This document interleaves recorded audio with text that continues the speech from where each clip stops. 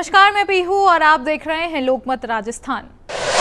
न्याय के रक्षक या अपराध के वारिस, एसओजी रिपोर्ट में शामिल माफियाओं के बच्चे। अगर ये एसआई बन जाते तो समाज पर अपराधियों का कब्जा तय था।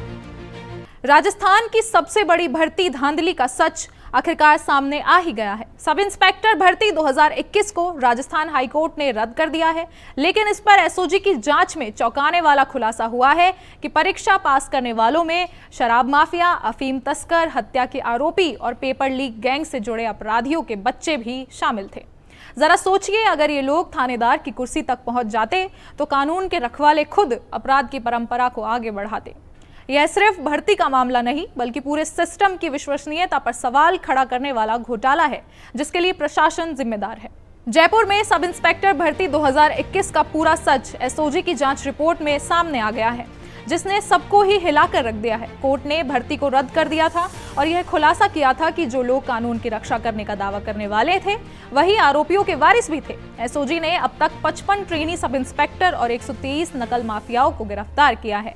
रिपोर्ट साफ तौर पर कहती है कि जैसे डॉक्टर का बेटा डॉक्टर, इंजीनियर का बेटा इंजीनियर बनता है, वैसे ही अपराधियों के बच्चे अपराध की दुनिया में कदम रखते हैं, लेकिन एक मॉडर्न वे में, ताकि गलती भी वही करें और उसका समाधान करने वाली पुलिस की ताकत भी उन्हीं के हाथों में हो।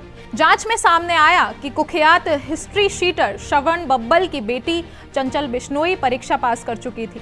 अफीम तस्कर भागीरथ ने जेल से ही अपने बेटे बेटी के लिए पेपर खरीदने का सौदा तय कर लिया था, जिसमें 20 लाख रुपए भी खर्च हुए थे। दोनों बच्चे थानेदार बनने की कगार पर पहुंच भी गए थे। इसी तरह गिरफ्तार एसआई मनोहर गोदारा खुद दर्जनों मुकदमों में आरोपी हैं, फिर भी वर्दी पहनकर कानून का रखवाला बनने की तैयारी कर रहा था। इतना ही नहीं, बल्कि ब्लूटूथ गैंग का मास्टरमाइंड पूरव कालीन भी इस भर्ती का हिस्सा निकला। उसकी पत्नी और साली ने ब्लूटूथ से नकल करके सरकारी नौकरी हासिल की। पेपर लीक माफिया जगदीश जानी की साली, सुनील बेनीवाल के रिश्तेदार और भूपेंद्र सारण का साला भी इस भर्ती से सिलेक्ट हुआ। यूनिक भांबू का भाई विवेक और शमी का भांजा, जो डमी कैंडिडेट मास्टरमाइंड थी, सब सिस्टम में घुसपैठ कर चुके थे।